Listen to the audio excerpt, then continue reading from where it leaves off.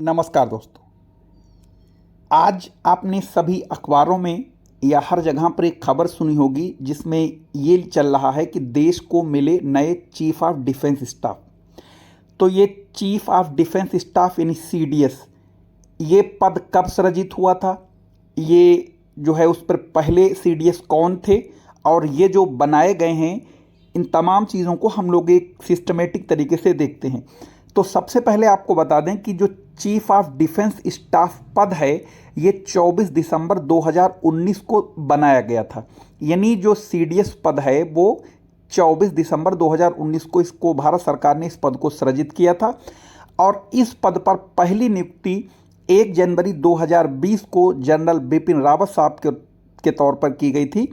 और जनरल बिपिन रावत साहब, जिनका आपको पता होगा 8 दिसंबर 2021 को एक हेलीकॉप्टर दुर्घटना में इनकी मृत्यु हो गई थी, तब से लेके ये पद अभी तक खाली था। अब बात करते हैं जो नए चीफ ऑफ डिफेंस स्टाफ बनाए गए हैं यानी सीडीएस, ये भारत के दूसरे चीफ ऑफ डिफेंस स्टाफ होंगे।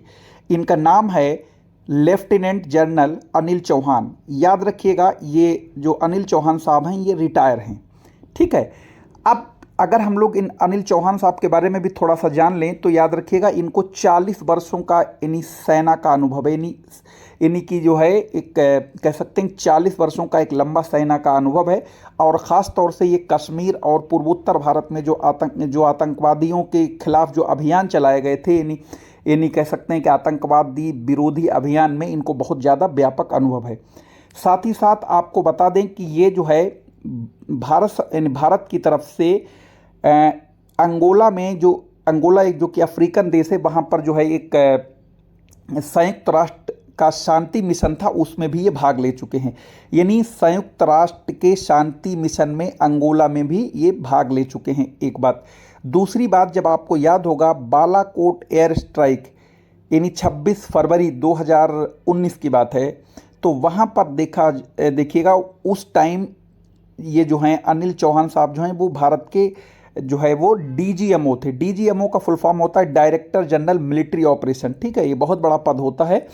तो ये जो है बहुत अलग अलग पदों पर काम कर चुके हैं, ढेर सारे इनको मेडल मिल चुके हैं।